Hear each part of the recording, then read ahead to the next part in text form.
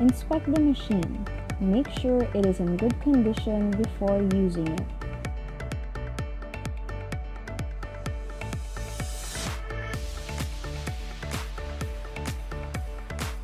Plug in the controller socket, which is 8.5 pin OMX socket, and the power cord on the rear of the machine.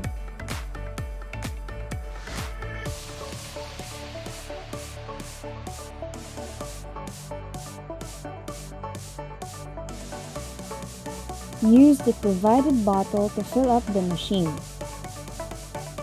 Use only the recommended disinfectant solution at the right amount.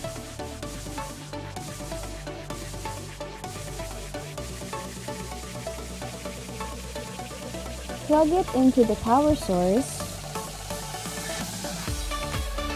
and switch on the machine using the power button.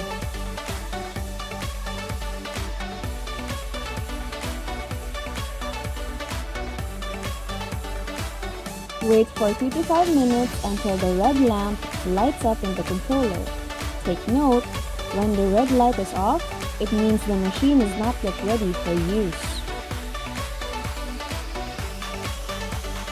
Press the red button and the fog machine will release fog for as long as the button is pressed.